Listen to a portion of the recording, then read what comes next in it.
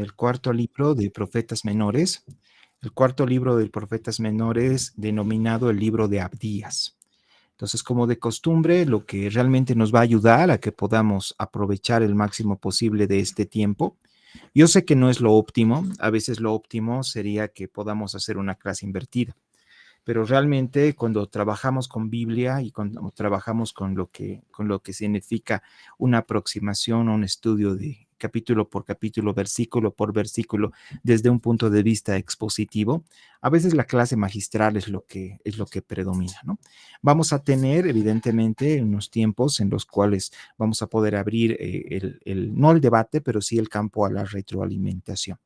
Esto es el libro de Abdías, hermanos. Entonces, todos por favor, vamos al libro de Abdías en sus Biblias, que está exactamente al lado del libro del profeta Amós. El libro de Abdías está enmarcado como el cuarto libro de los profetas menores. El profeta Abdías no se conoce mucho sobre su vida, no hay tantos datos como podríamos tener de otros profetas. Lo que sí sabemos es que ha sido contemporáneo a Jeremías. Abdías ha profetizado puntualmente contra la tribu de Esaú. En otras palabras, todo lo que significa la cultura edomita.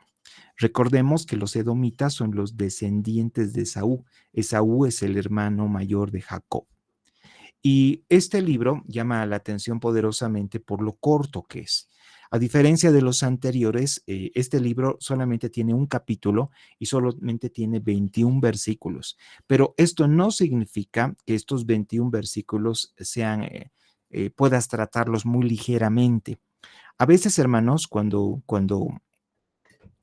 estamos en la universidad y estamos en el mundo académico, a veces como estudiantes cometemos el error de juzgar a los libros y juzgar a los trabajos, a las tareas por su volumen.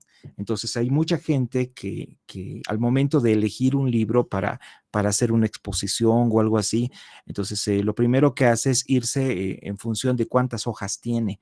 Entonces, mientras más corto el libro, a veces parecería que es más fácil leerlos, pero a veces en los libros bíblicos, especialmente en el Antiguo Testamento, eso no se cumple tan a cabalidad. ¿Por qué? Porque definitivamente todo libro del Antiguo Testamento tiene una densidad realmente muy amplia.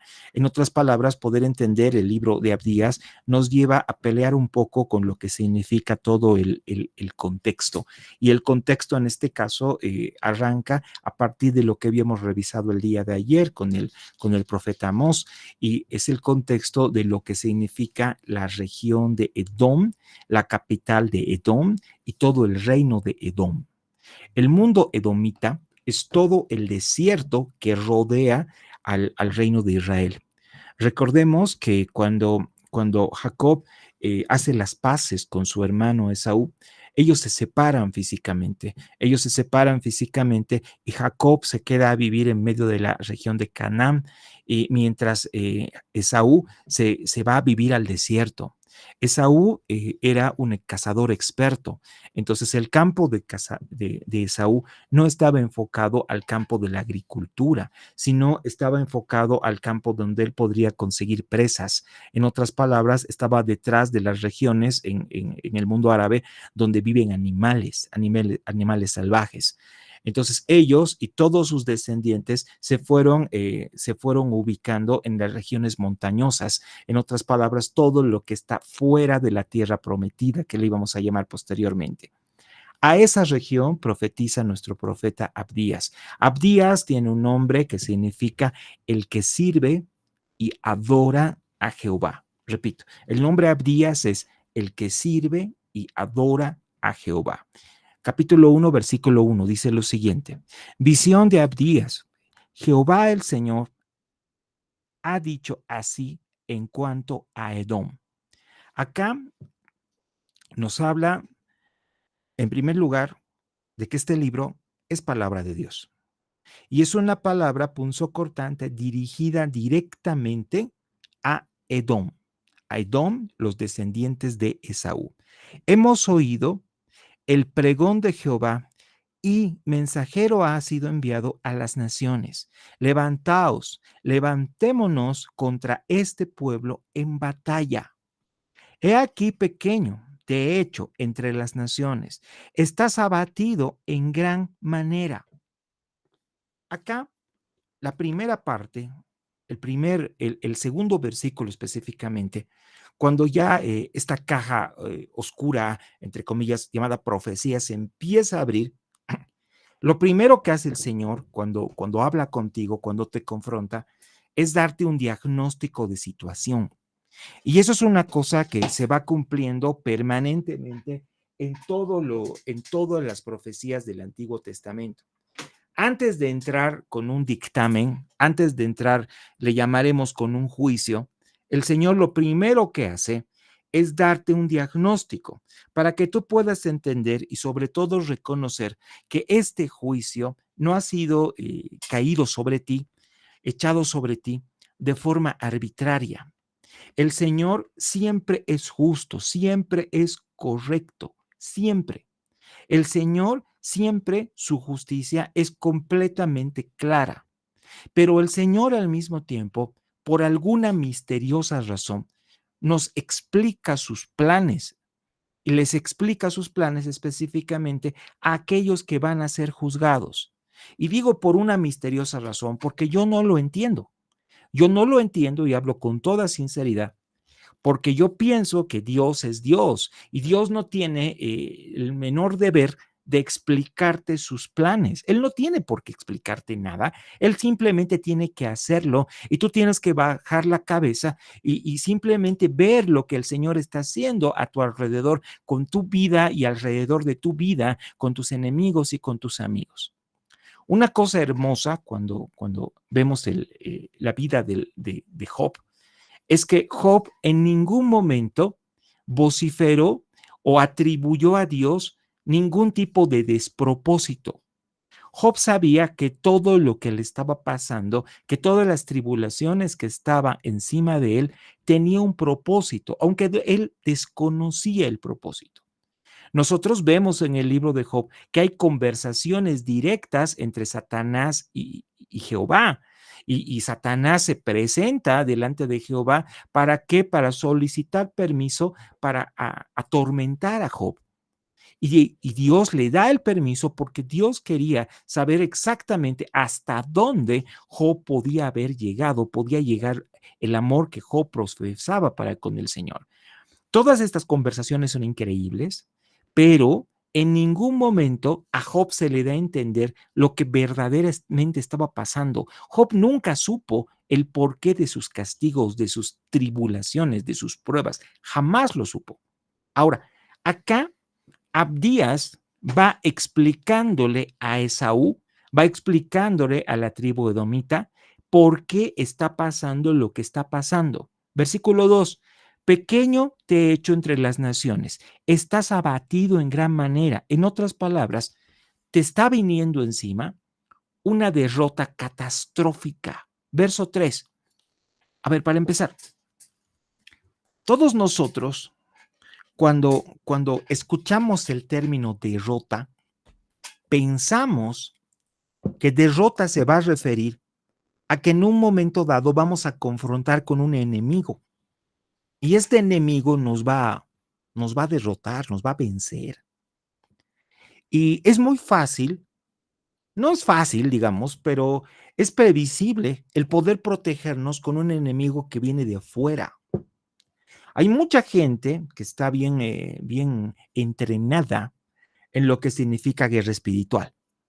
Entonces estaban armados hasta los dientes, hay congregaciones que tienen guerreras de oración y todo eso, y todos ellos están esperando que el enemigo ataque, y ellos están esperando que realmente tengan que pasar tribulaciones enormes atribuidas a entes espirituales, tal cual dice el libro de Efesios, no tenemos lucha contra sangre y carne, sino contra huestes espirituales que habitan en las regiones en regiones de maldad que habitan en las regiones celestes, dice Efesios capítulo 6. Pero lo que nadie espera es que el ataque pueda venir de adentro tuyo. Y el ataque, ese enemigo que a Esaú, a Edom, lo iba a sacudir, iba a ser interno. Versículo 3. La soberbia de tu corazón te ha engañado. Tú que moras en las hendiduras de las peñas, en las cuevas, en tu altísima morada que dices en tu corazón, ¿quién me derribará de la tierra? El principal enemigo al cual, del cual, perdón, Abdías está mencionando es la soberbia. ¿Cuándo te vuelves soberbio? Hay un término, vulgar por cierto, que utilizábamos en La Paz cuando yo era chico. Es un término raro, que solo los paseños me lo van a entender, que es el término a mí no me nadie. ¿Qué significa a mí no me nadie? No te metas conmigo, no me nadie conmigo, conmigo nadie. ¿Por qué? Porque yo puedo todo, yo solito contra todos, yo solito. Eso es un mundo paseño, un mundo coya, bien, bien clásico en Bolivia. Gente que realmente no puede confiar en nadie porque dice, yo no quiero confiar en nadie porque no los necesito. Esa es soberbia. Tratar, como quien dice, de sobrar a las demás personas. Eso es soberbia. Tú has dicho, Esaú, ¿quién me va a derribar de la tierra? Te has llenado de soberbia. Versículo 4. Si te remontares como águila, y aunque entre las estrellas pusieres tu nido, he allí te derribaré, dice Jehová. O sea, para el Señor, hermanos, no hay soberbia. Por mucho de que en un momento dado, en tu ministerio, en tu vida, en tu profesión, en tu salud, en lo que sea, tú dices, soy un águila y puedo volar.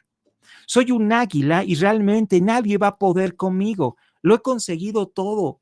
En ese momento, cuando ese orgullo, esa soberbia llena tu corazón, el Señor te va a bajar desde donde estés. El enemigo más terrible que tú puedas llegar a tener, eres tú mismo. ¿Saben? Nadie puede pelear consigo mismo. Eso es imposible.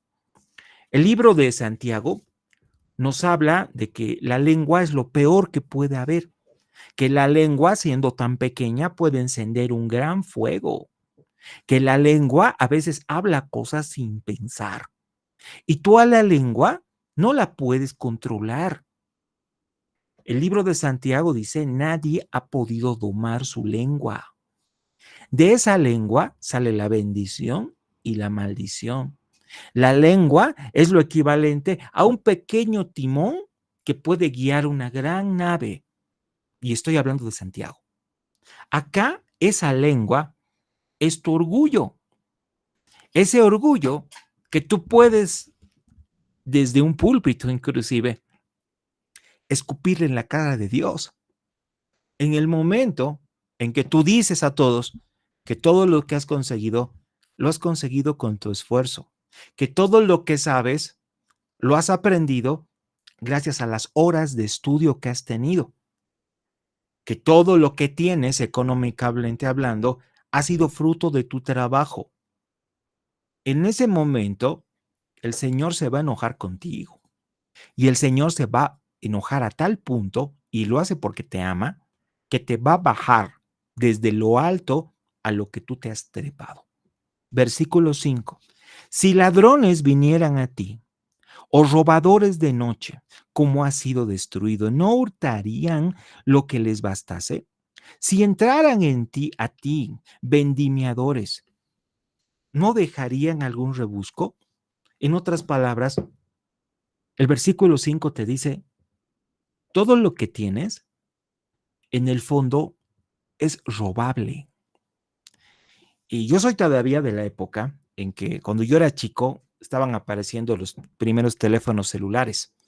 Entonces, en mis tiempos, por aquí tengo un celular antiguo. Este es un celular de los antiguos que seguramente han tenido ustedes. No tiene internet, no tiene nada. Tiene una camarita y se puede escuchar radio con esto. Pero cuando yo era chico, tú podías estar hablando con esto así por la calle y venía alguien y te lo podía jalar y robar y correr. E inmediatamente agarraba el teléfono robado, le ponía su chip o lo conectaba y se lo usaba. Y tú no podías hacer nada. En esa época, hace unos 20, 30 años, Los celulares no se reportaban, no podías bloquearlos, no podías hacer nada. Y había gente que compraba celulares a crédito, porque eran caros antes. Eran más caros que ahora. No es que ahora sean baratos. Pero había un momento que yo tenía amigos que ni habían acabado de pagar su celular y ya se los habían robado.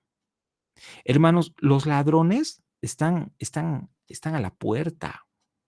La palabra dice que el Señor vendrá como ladrón en la noche, y eso se refiere a que verdaderamente no sabes ni el cuándo ni el cómo. En cualquier momento tu hermosa casa puede ser asaltada. Y alguien tal vez acá me puede decir, pastor, no diga esas cosas, nos está maldiciendo. No, no, no, no. Acá dice eso. El versículo 5 dice, en cualquier momento los ladrones pueden caer contra ti. ¿Por qué? Todo tiene un propósito. Aquello que es tu tesoro, aquello que es algo, lo más precioso que tú tienes. Y no estoy hablando de tus hijos o de tu esposo o de tu salud, estoy hablando de cosas físicas. Hay personas que andan enamoradas de su computadora, de su celular, de un televisor gigante que tienes en tu casa. Si eso ha llenado tu corazón de orgullo, ten cuidado, porque el Señor evidentemente te va a dar el punto neurálgico que más te duela para que aprendas verdaderamente dónde tiene que estar tu corazón. Lo que estoy diciendo parece agresivo. Es agresivo, hermanos. Es agresivo, porque esto es el mensaje exacto que necesita una persona edomita, una persona de la tribu de Saúl, una persona que cree por el simple hecho de haber nacido primero que el Señor tiene obligaciones con él, a tal punto que se atreve a vender su primogenitura por un plato de lentejas. Estos son los descendientes de esa persona. Versículo 6. ¿Cómo fueron escudriñadas las cosas de Saúl? Sus tesoros escondidos fueron buscados. Lo más recóndito en tu corazón, a lo cual tú le brindas adoración, eso está en las manos del Señor. Eso, tus tesoros más escondidos, eso es lo que va a buscar. ¿Va a buscar para qué? Para saber verdaderamente si esos tesoros tú los estás manejando, los estás teniendo por encima de él. Versículo 7. Todos tus aliados, Esaú, te han engañado. Hasta los confines te hicieron llegar. Los que estaban en paz contigo prevalecieron contra ti. Los que comían tu pan pusieron lazo debajo de ti. No hay en ello entendimiento. Hemos visto esa soberbia, ese orgullo, girando en torno a cosas. Y el versículo 8, el versículo 7, perdón, habla de que el orgullo también puede girar en torno a amistades. Orgullo en torno a amistades. A ver, quisiera que se me entienda bien esto. Hay muchas personas que están orgullosas de los amigos que tienen. Voy a ser un poco más técnico. Hay muchas personas que están orgullosas de su lista de contactos. Hay personas que dicen, en el momento que tengas un problema con la policía, me avisas. ¿Por qué? Porque yo tengo un compadre o lo que sea que es de la policía, que es coronel, general, y con una llamada te puede sacar de cualquier problema, porque es mi amigo, es mi compadre, es mi pariente, que sea. Hay otras personas que tienen contactos políticos. Hay personas inclusive que se enorgullecen de tener contactos en la iglesia. Una cosa que a mí me llama mucho la atención es cuando vienen personajes del exterior. Yo me acuerdo que en algún momento en Eclesia ellos traían a, por decir a alguien de mi generación, Dante Gebel, Marcos Witt, Marco Barrientos, David Ormachea, todos los que escriben libros y salen en la televisión, personas que están acostumbradas a predicar en estadios, Cash Luna, y había muchas personas que iban con ellos y se sacaban fotografías. Había otras personas que iban con su Biblia a hacerse firmar la Biblia con un pastor. Ahora, dime una cosa, ¿dónde está tu corazón? ¿Realmente tú piensas que esta persona, que evidentemente tiene una relación con Dios y todo, es alguna especie de santo o alguna especie de intermediador, el cual realmente te pueda dar una mano para tener algún tipo de ventaja con Dios? Ese tipo de gente nos rodea permanentemente. Hay muchas congregaciones que han sido tomadas por, y cuidado con lo que voy a decir porque está bien feo, han sido tomadas por familias. Y yo todavía mis hijos son pequeñitos y yo no sé lo que voy a hacer en el momento en que mis hijos tengan 20, 30 años en lo que concierne a la congregación. Yo siempre he pensado que Dios no tiene nietos, Dios tiene hijos y cada persona tiene que ir subiendo de acuerdo a los dones que el Señor le vaya dando, independientemente de que seas el hijo del pastor. Pero yo he visto en muchas congregaciones que el pastor lo pone a su hijo en el púlpito, aunque su hijo a veces no tiene el mejor de los testimonios, aunque su hijo, seremos sinceros, no sabe predicar, pero como es el hijo del pastor, hay que escucharlo. La hija del pastor tiene el ministerio de lo que sea, pero siempre la líder. Y con el tema de la esposa no me voy a meter, obviamente son una sola carne, pero cómo es posible que en la congregación fomentemos esto, fomentemos la generación de aliados? En la palabra no existe una sola referencia a que les tengas que dar la mano a tus aliados. Jesús hablaba acerca de la amistad. Una de las historias que Jesús contó es acerca de un hombre que tiene visitas a medianoche y fue a la casa de su mejor amigo y le dijo, amigo, quiero que me prestes un poco de pan para darles a mis familiares o quien sea que han llegado a visitarme de improviso. Y el amigo le dijo, no molestes, estoy durmiendo. Y el otro le fue insistiendo, insistiendo e insistiendo, y por la insistencia le dio el pan que su amigo quería. Ahora, a veces los amigos que tenemos y nos rodean no son personas que van a estar detrás de nosotros al primer llamado. A veces hay que insistirles. Y no te enojes por eso. Somos humanos. Uno siembra, uno cosecha lo que siembra. Si uno realmente es fiel con sus amigos, no sea que pienses que porque yo he sido bien fiel con mis amigos y siempre les he prestado, los he cobijado y les he dado todo lo que tengo que darles cuando yo he podido, ellos van a actuar de la misma manera con nosotros. Somos seres humanos, hermanos. La gente no funciona así. Que una persona no te quiera como tú la quieres a esta persona, no significa que no te está queriendo con todo lo que tiene. Simplemente hay personas que no saben expresar cariño. Ahora, acá te dice, todos estos tus amigos, verso 7, todos tus aliados te han engañado. Hasta los confines te hicieron llegar, los que estaban en paz contigo prevalecieron contra ti. Los que comían tu pan pusieron lazo debajo de ti, y no hay en nada de ello entendimiento. No entiendes qué es lo que has hecho para merecer que tus amigos, aquellos en los que más confiabas, te han dado la espalda. El Señor, convengamos, y la palabra lo dice claramente, que Dios produce el querer y el hacer. Él produce el querer como el hacer. Y realmente, si en un momento dado, este amigo que tienes, inclusive tu pastor o quien sea, Dios ha puesto en su corazón algo que él no se ha dado cuenta, que es no responderte una llamada, no te enojes. Tómalo como que cuidado que hayas dependido de él más que de Dios. Él te va a dar la espalda a causa de que Dios ha propiciado eso. Dios está bajo control de todas las cosas. Versículo 8. No haré que perezca en aquel día, dice Jehová, los sabios de Edom y la prudencia del monte de Esaú. Aquí habla de sabiduría.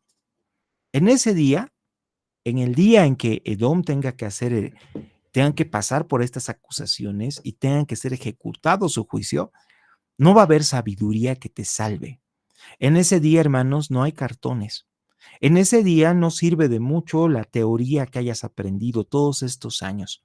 Versículo 7. Tus valientes, oh Temán, Temán es una ciudad de Edom, por si acaso. Serán amedrentados, porque todo hombre será cortado del monte de Esaú por el estrago. La palabra amedrentado o amedrentamiento significa en el original perder sin pelear. Una persona es amedrentada cuando no ha tenido la oportunidad de defenderse. Se ha invadido del miedo y el más valiente amedrentado termina convirtiéndose en el más cobarde. No hay valor en ese momento que te pueda mantener firme en el momento que Dios ha delimitado tu castigo y ha puesto tu tiempo encima. Por la injuria, versículo 10, a tu hermano Jacob te cubrirá vergüenza y serás cortado para siempre. El día que estando tú delante, llevaban extraños cautivos su ejército y extraños entraban por sus puertas y echaban suerte sobre Jerusalén, tú también eras como uno de ellos. Este versículo 10 y 11 está en la historia. Está en la historia el momento de que los babilonios han tomado Jerusalén, han sacado a los israelitas de sus tierras y han pasado a través de los campos de Edom. Y los de Edom, que sabían que son sus hermanos, ellos son hijos de Isaac e hijos de Abraham, y a pesar de eso no los han ayudado, sino más bien han disfrutado ese cautiverio que a Israel lo iba a atormentar casi 400 años. Versículo 12, pues no debiste tú haber estado mirando en el día que tu hermano, en el día de su infortunio. No debiste haberte alegrado de los hijos de Judá en el día en que se perdieron, ni debiste haberte jactado en el día de la angustia. No debiste haber entrado por la puerta de mi pueblo en el día de su quebrantamiento. No, no debiste haber mirado su mal en el día de su quebranto, ni haber echado mano de sus bienes en el día de su calamidad. Tampoco debiste haberte parado en las encrucijadas para matar a los que de ellos escapasen, ni debiste haber entregado a los que quedaban en el día de la angustia. Hermanos, es muy fuerte estas acusaciones. Es muy fuerte estas acusaciones porque realmente la palabra dice que no tenemos derecho de alegrarnos de la desgracia de nuestro hermano. Hay muchas personas que a veces he visto gente que inclusive hasta se alegra en el momento en que a un compañero le va mal. Se alegra. Y realmente es una cosa que no quisiera que pueda pasar, pero irremediablemente sí pasa. ¿Cómo es posible que en las congregaciones podamos ver este tipo de cosas? ¿Cómo es posible que en la iglesia realmente podamos estar rodeados de personas que no solo no compartan nuestras alegrías, sino que se alegren de nuestras desgracias? Es una cosa terrible, pero es una cosa muy, muy de este tiempo. Cada día estamos confrontados con cosas que pasan en el mundo y con cosas que lamentablemente nosotros hemos ido permitiendo que vayan entrando en nuestra vida.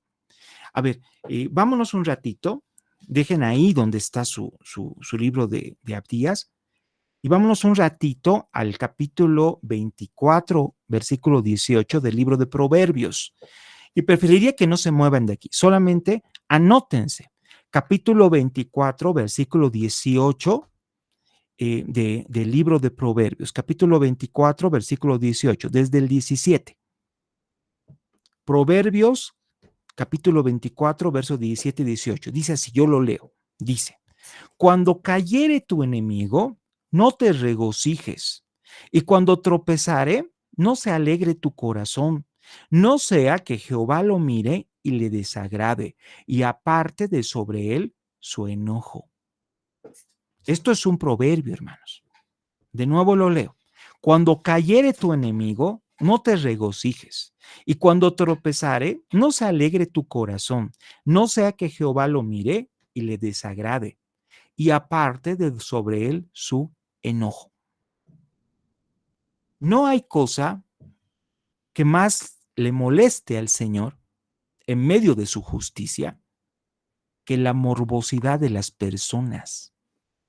Hermanos, en los tiempos bíblicos habían ejecuciones muy extrañas. En los tiempos de Jesús había tres formas de matar a los criminales. Tres formas. La primera forma era por decapitación. Decapitación significaba que te agarraban una espada, un pedazo, un tronco de madera y te cortaban la cabeza. La decapitación, hermanos, no era un acto público. Se decapitaba generalmente a personas que eran enemigas del rey y generalmente los enemigos del rey eran enemigos políticos. En otras palabras, tú no querías dar ningún ejemplo de cortándole la cabeza a alguien, porque lo que querías era evidentemente deshacerte de un enemigo político, de un enemigo público. Ejemplo de decapitación vemos en la vida de Juan el Bautista. Juan el Bautista en un momento dado empieza a hablar cosas contra el rey que al rey no le gustaban, entonces el rey lo mete a la cárcel. Y una vez está dentro de la cárcel, pasan cosas extrañas y de pronto el rey da la orden de decapitarlo. Y eso le hacen conocer a Jesús. No es un acto público, es decapitación. La segunda forma es utilizada no por el rey de Israel, sino por los romanos. Los romanos, esta era su forma favorita de muerte a las personas, pero esta forma solamente se daba a personas que tenían penas comprobadas, asesinos, ladrones, etc.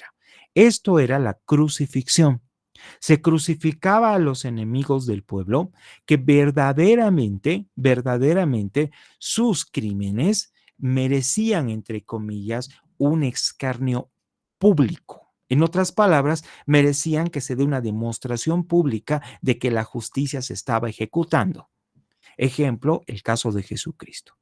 Jesús fue crucificado saltando una serie de normas. Y lo interesante es que ese tipo de pena se le da generalmente a los ladrones y asesinos, como eran las personas que estaban crucificadas a su izquierda y a su derecha. Jesús no había ni robado ni asesinado. Los judíos manipularon todo el sistema de justicia romano para hacer que Jesús llegue a una cruz. El tercer tipo de ejecución era lo que hoy día le llamaríamos en Bolivia la justicia comunitaria. La justicia comunitaria era el apedreamiento, también llamado lapidamiento. Lapidamiento o apedreamiento es lo mismo. Es el momento en que sacan a una persona a las afueras de la ciudad y la matan. Desde el menor hasta el mayor de los ciudadanos tiene el derecho de tomar una piedra en las manos y lanzarla. Y ahí la justicia romana levanta las manos porque es algo que todo el pueblo está consciente de lo que está haciendo. Esto en ningún caso es arbitrario. Esto generalmente se hace con personas que habían sido infragante descubierto en un crimen. Por ejemplo, María Magdalena, que dice la palabra que ha sido descubierta en adulterio, en el acto fragante de adulterio. La sacaron de la ciudad y estuvieron a punto de apedrarla hasta que Jesucristo apareció. Ahora, en todos estos casos, hay un momento en que tú puedes intervenir y no alegrarte. Y Jesucristo claramente nos enseñó en el momento en que Él pudo intervenir en medio de un lapidamiento y diciendo la cosa más dura del mundo. El que cree que esté libre de pecado lance la primera piedra. En el ministerio del apóstol Pablo, cuando Pablo relata su testimonio y su conversión, él dice, yo, y lo dice con culpa, yo estuve de acuerdo en el lapidamiento de Esteban. Él era parte del concilio judío y que dio su consentimiento para que un cristiano sea apedreado.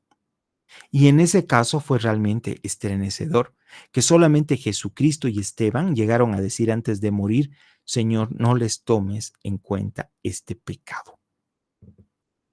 En el caso de Edom, es un castigo que le iba a venir encima terrible, cumpliendo lo que dice el libro de Proverbios, a causa de que Edom realmente se alegraba de la desgracia que le estaba pasando a Israel, que le estaba pasando a Jacob.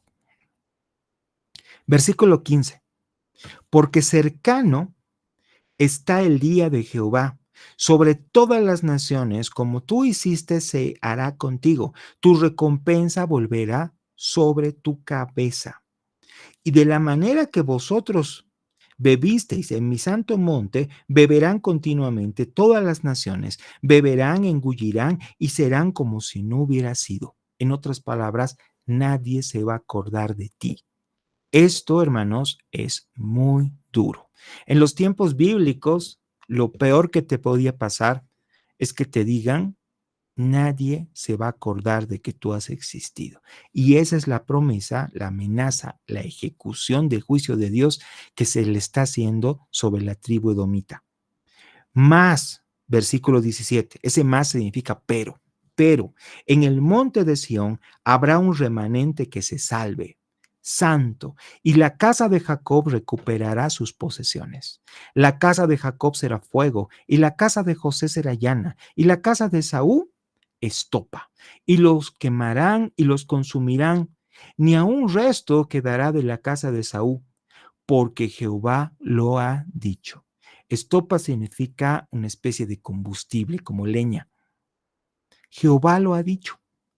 Así que tienes tus días contados, Esaú. Versículo 19. Los del Negev poseerán el monte de Esaú. Los de la Cefela a los filisteos poseerán también los campos de Efraín y los campos de Samaria y Benjamín a Galat.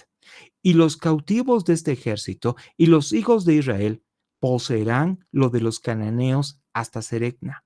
Y los cautivos de Jerusalén que están en Sefaret poseerán las ciudades del Negev y subirán salvadores del monte de Sión para juzgar al monte de Saúl, y el reino será de Jehová.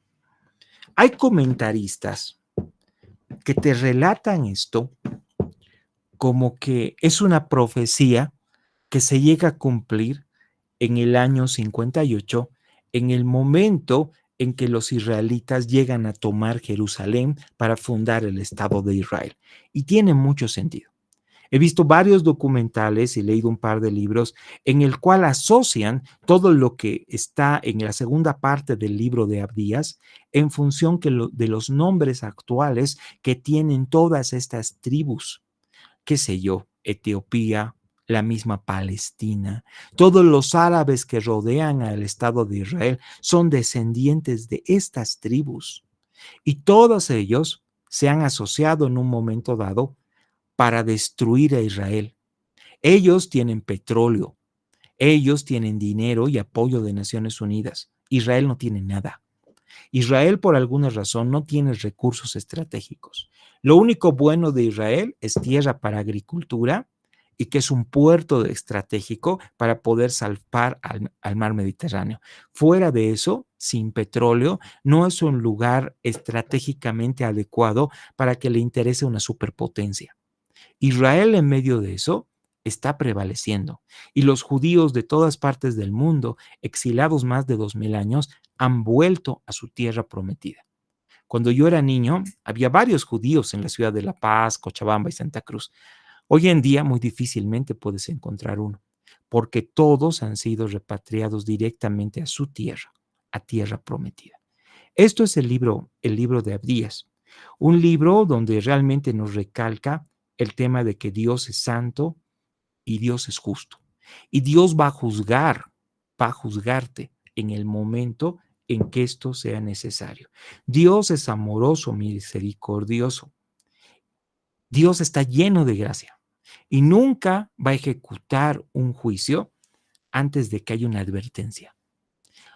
Muchas veces nosotros somos advertidos antes de que nos caiga encima una cosa tremenda, pero lamentablemente a veces nuestros oídos están muy cerrados, muy cerrados.